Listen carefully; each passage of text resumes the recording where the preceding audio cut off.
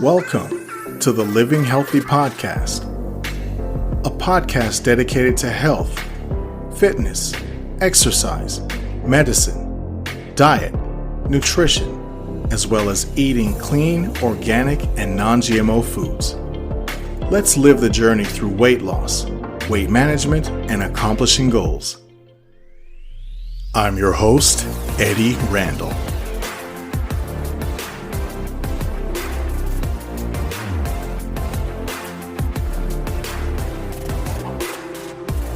Thank you for tuning in to Season 4, Episode 1 of the Living Healthy Podcast. Your continued listening and your continued support are greatly appreciated. Please feel free to check out the latest merchandise at the Living Healthy Podcast store. The link is in the description of the podcast. It's 2024. Happy New Year to you and your family. I'm blessed to bring you Season 4 of the Living Healthy Podcast. With a new year comes new goals, lifestyle changes, and planning for the future. One of the biggest goals involves weight loss. Fasting is a great way to shed some of those unwanted pounds. Fasting is more than a religious tenet. It's also a great way to get you back on track to losing that excess weight. In addition, fasting detoxifies your body and resets your immune system. I felt motivated to present this podcast topic as I'm always fascinated by our bodies and how intricate and complex they are. Fasting is one of the healthiest things that you can do. We are all guilty of eating things that are not the healthiest for us, and we live in a culture where we have all we ever want whenever we want it. Processed food and snack manufacturers put unnecessary sugar and salt in foods to make them appeal to our taste buds and form little addictions. There are reward centers in the brain that release dopamine and serotonin when we consume comfort foods. This also includes processed foods, refined sugars, and snack foods. Manufacturers have product development teams to come up with ideas for food, scientists to come up with desired flavors packed with sugar and salt to make you like it, and marketing teams to convince you to buy it. Having any kind of food imaginable at your fingertips, coupled with the unnecessary sugar and salt added to them, is a recipe that continues to contribute to obesity, diabetes, and cardiovascular disease. The key is learning to make better food choices as well as fasting. This helps to get your body back on track. We have to get it in our minds that eating is a small part of life, not the reason for life. We have to learn to eat to live, not live to eat. The simplest way to work on those fitness goals is by fasting. There's a correct way to fast in regard to weight loss and weight management. Without proper planning and guidance, there will be no progress or steps taken that will achieve the desired goal. Tonight, I will be discussing fasting, the correct way to do it, ways you can do it, as well as the benefits that can be achieved. Tonight's podcast is entitled The Do's and Don'ts of Fasting, Combating Obesity and Weight Management.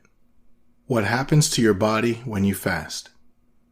When you fast, your body turns to the fat that is stored in the body. It is ideal to do this short-term, as long-term fasting can lead to problems like nutrient deficiency and burning muscle. Like all things, to gain the maximum effort, fasting must be done properly. In the everyday struggle to stay thin and healthy, fasting is perhaps the simplest, easiest, and cost-effective thing to do in order to bolster health and lose weight.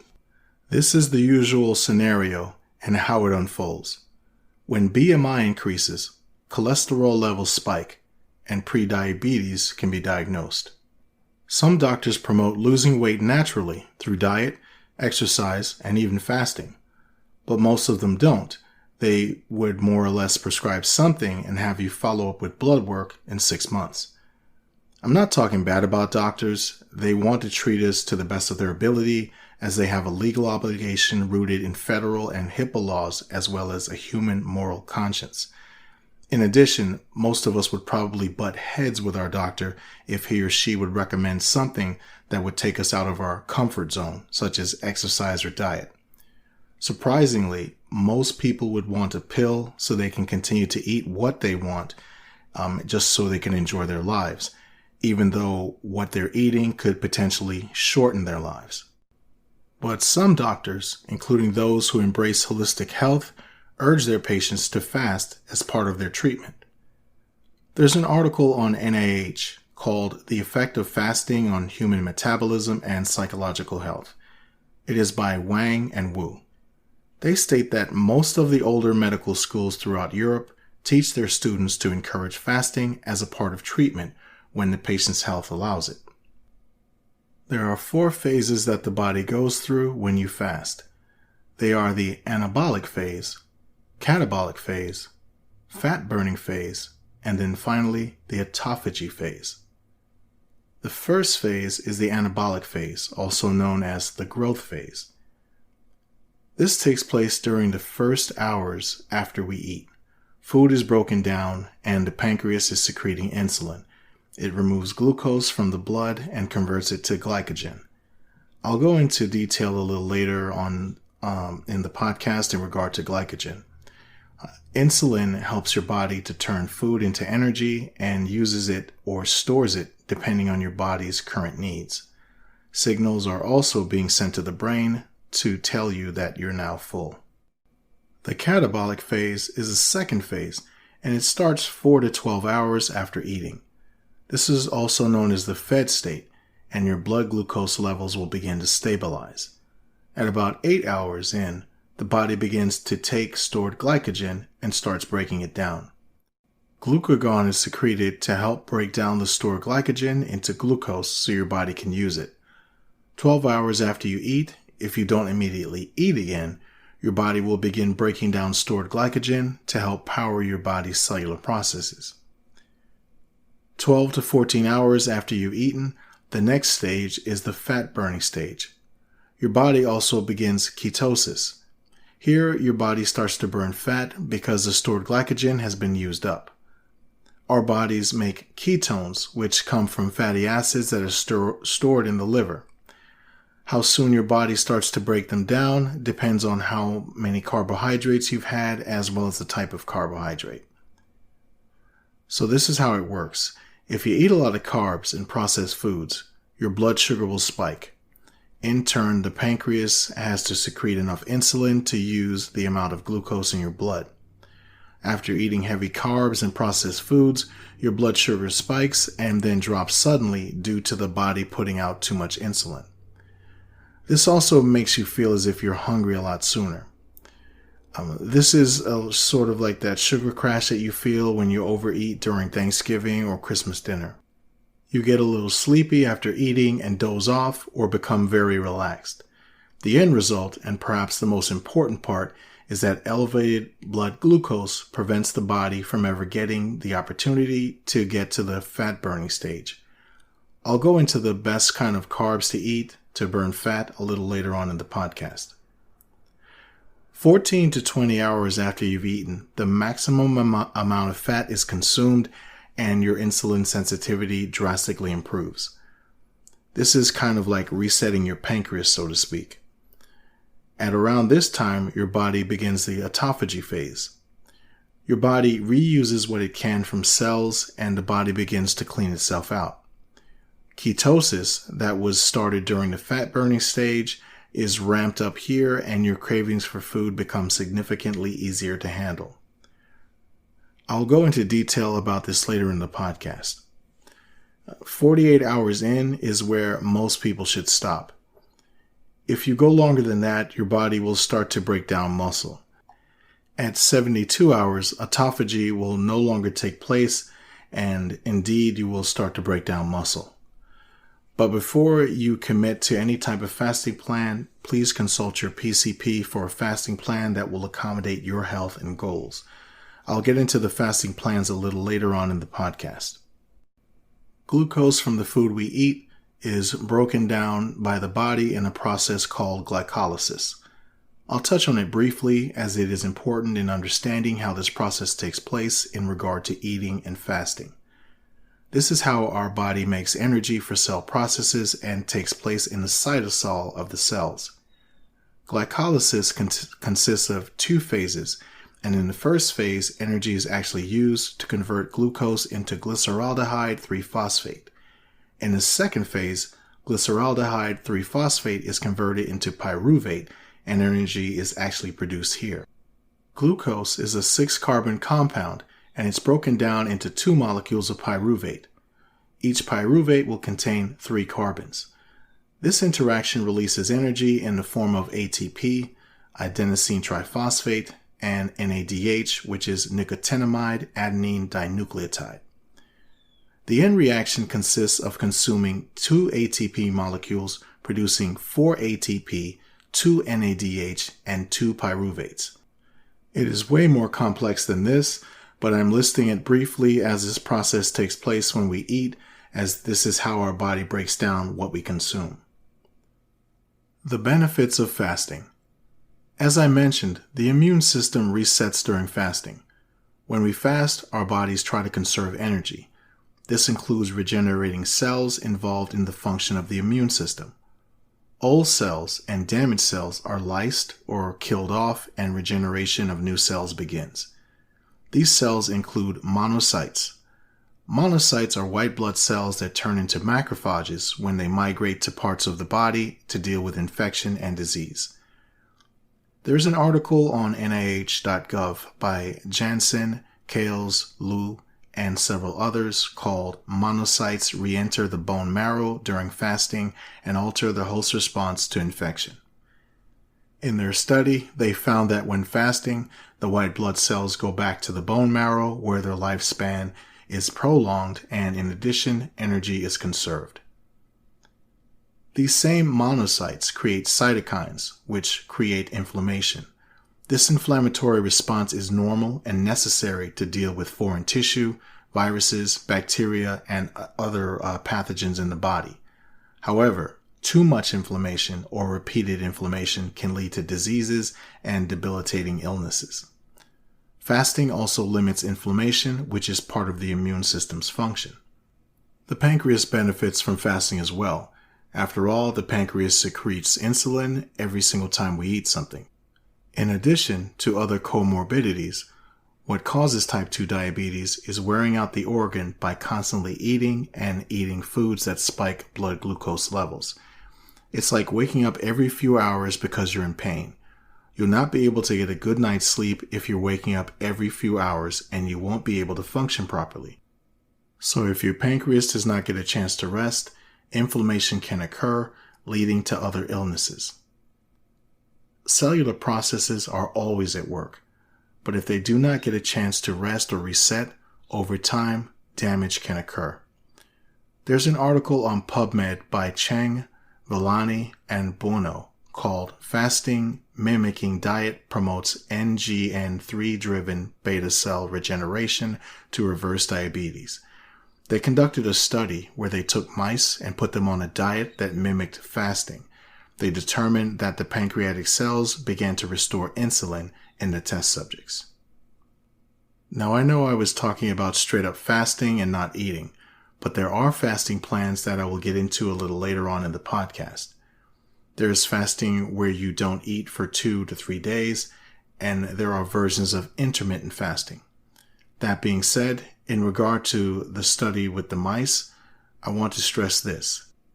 If you have already been diagnosed with diabetes, whether it be type 1 or type 2, and you're being treated by a healthcare provider, do not stop taking your medication and just start to fast in order to treat yourself.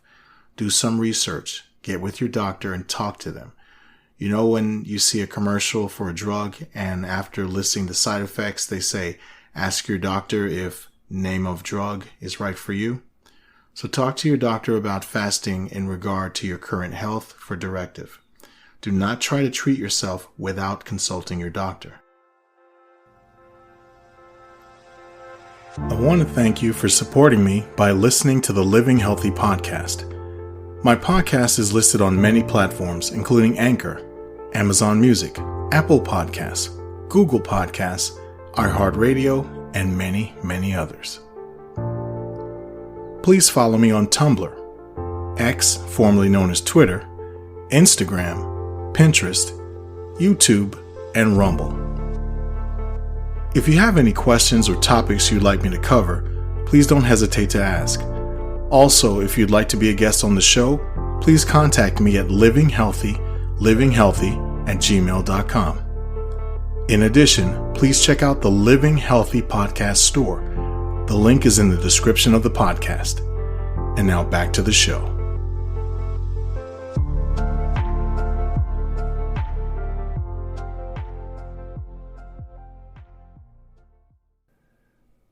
As we all know, our metabolism slows as we age. But did you know that fasting actually helps to increase your metabolism? Although energy is conserved when you fast, glucose is not available from food. And as I was mentioning earlier, the body gets glucose from other sources in the body. This comes from glucose stored in your liver and other tissues. The process of getting glucose from the liver and other tissues is called gluconeogenesis. Gluconeogenesis takes a lot of energy, and this is what speeds up your metabolism, even if it's by a small amount. Human growth hormone is also produced in a greater number when fasting, and this hormone also helps to boost your metabolism. Fasting also benefits your heart. Blood pressure decreases, and so does cholesterol levels, resulting in improvement of cardiovascular health. Fasting lowers blood pressure through loss of sodium. Sodium is lost by drinking lots of water. So stay hydrated while fasting in order to help flush excess sodium from your system. Depending on the fasting plan that you choose, and I'll go over them shortly, you could incorporate potassium-rich foods to help to eliminate and balance excess salt in the body. This is in regard to the sodium-potassium ATP paste pump that's found in the membrane of all our cells. It's an enzyme that helps to regulate sodium and potassium, which is necessary for cellular functions. If you eat too much salt, your kidneys hold on to water as the kidneys try to keep balance of salt and water. This results in water weight gain. When you drink water while fasting, as no additional salt is coming in, you can help to remove the excess sodium from your body. This is why it's important to not fast for longer than 2 to 3 days without any food. You could cause an electrolyte imbalance, which could result in fatigue, headaches, diarrhea, cramping, and nausea. Fasting helps to shed the pounds as the body goes into ketosis. Now, this is where the body burns fat instead of glucose for energy. Depending on the fasting plan you choose, you can lose around 2 to 3 pounds in 7 days. There's no perfect real-world scenario. So the weight loss I just mentioned would be in conjunction to sticking to your fasting plan as well as exercising. Fasting affects the brain as well. Fasting increases brain-derived neurotrophic factor. This is a protein in the brain that increases when our brain is challenged. This protein increases when we try to solve things, figure something out, exercise, learn a language, and as I mentioned, when we fast. The protein increases alertness, strengthens current neural pathways, and creates new neural connections. This protein is linked to intelligence and cognition. So as you can see, fasting does more than just help to shed pounds. It's like hitting a reset button when things go awry, or a way to help reverse, limit, or prevent illness. Fasting plans. There are several fasting plans to choose from. This boils down to the individual's current health and goals. 16-8 is the first plan I'll cover, and this is the one that people find the easiest to follow. Intermittent 16-8 fasting involves limiting your food choices to an 8-hour window and then only drinking water or a non-calorie beverage for the next 16 hours. Some people can do this daily, for a week or for a month. It all depends on what you want to do. The next plan is 5-2. Now for this plan, you eat normally for 5 days a week. Then the remaining 2 days, women would limit their calories to 500 per day. and men would limit their calories to 600 per day. Next is the Eat Stop Eat plan. Now, with this plan, you fast for 2 days a week, so for 48 hours. Then you can eat normally for the other 5 days.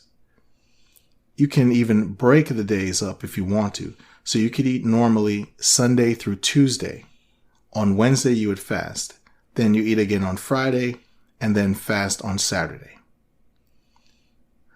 Next is the 24 fasting plan. Now with this one, you can eat in a 4-hour window during the day and fast for 20 hours. As with the other plans, you eat what you want, but here you select a 4-hour period within the day to eat.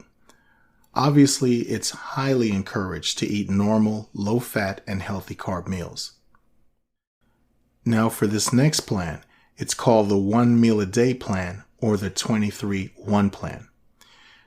Now with this type of fasting, you set aside 1 hour a day for a meal while fasting the other 23 hours. With this plan, you have a greater chance of losing weight rapidly due to not consuming food for a longer period of time. There is fasting where some people go 3 days or sometimes a week or even more, drinking only lemon juice and water, or lemon juice, cayenne pepper, and maple syrup and water. Now, this is more commonly known as a cleanse, but I've seen a lot of people refer to it as fasting. Now remember, I mentioned going 2 to 3 days without food is not really a good idea. Your body will begin to break down muscle and there will be an electrolyte imbalance and other things can occur. So I would not really regard that type of this type of fasting as safe. I also wanted to mention therapeutic fasting. There was a German doctor by the name of Otto Buchinger who treated himself for inflammation and developed a clinic that approaches healing the body holistically, which involves fasting. The facility is in Germany and there's also one in Spain. It's called Buchinger Wilhelmai. There are doctors and nurses there who work with you and provide a fasting plan based on your health and medical history. It entails organic meals, juices, and teas. You can do a lot more than just fast as they have activities and gorgeous scenery. I'm not being paid by them to talk about this. I ran across this when researching fasting, and I spent a good deal of time on their website as well as their YouTube channel finding out about therapeutic fasting. I'll provide a link in the description of the podcast if you're interested in checking them out. If anyone is planning to visit Europe, or if you're listening to me from Europe, you can check them out. What can you eat and drink while fasting? While fasting during the hour or hours when you're permitted to eat, you could eat what you normally would. However, I would strongly recommend eating low-calorie meals that would benefit you the best. Be mindful of what you eat because you don't want to overconsume or fill up on high-calorie foods, making it difficult to reset or lose weight while fasting. You could eat eggs, lean turkey, chicken, fish, and beef. Just make sure that all the meats are lean and, of course, organic.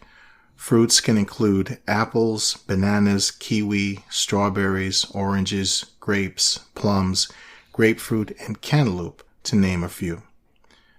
Vegetables could include peas, kale, spinach, sweet potatoes, carrots, collard greens, Brussels sprouts, avocado, and broccoli. Grains are also important as they have a high fiber content and this will allow you to feel fuller longer. Whole grains include brown rice, whole wheat bread, and whole wheat pasta. You can drink milk, water, coffee, and tea with milk and sugar. Avoid ice cream, but you can have low-fat yogurt. In regard to fasting, earlier I had mentioned getting rid of excess salt. One way to help to accomplish this is to obviously cut down or do without salt. There are foods that you can eat that can help remove excess salt by balancing the salt content in your body. This includes foods that contain a good amount of potassium. Some of these foods are bananas, potatoes, sweet potatoes, kale, and avocados. In regard to eating certain foods that burn fat, carbs often get a bad rap in regard to weight gain. However, there are healthy carbs that actually help to burn fat. This includes whole wheat bread, potatoes, sweet potatoes, oatmeal, chickpeas, kidney beans, lentils, black-eyed peas, split peas, and peanuts. These carbs are unrefined and can help you to lose weight due to their fiber content. When you're actually fasting, this is outside of the designated hour or hours to eat and drink. You can drink plenty of water, carbonated water, or mineral water. In addition, you can have tea and coffee without milk and sugar. If you want, you can squeeze some lemon juice and add a teaspoon to 16 ounces of water and drink that throughout the day. As long as you're not cheating and you are fasting, you will see results. You have the opportunity to lose weight and improve your overall health. And if you get tempted and become weak, pray and try to drink some water, lemon water or coffee. If you end up eating something, forgive yourself and start over. It's not easy, but the hardest step you will take is the decision to fast.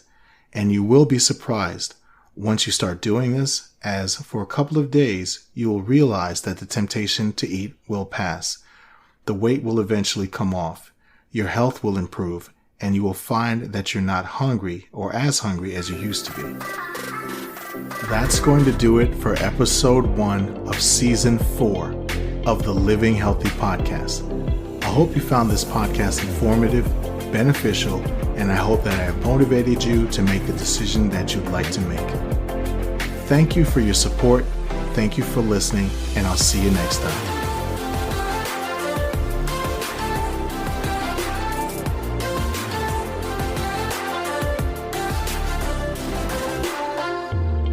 And remember, living healthy creates a better you.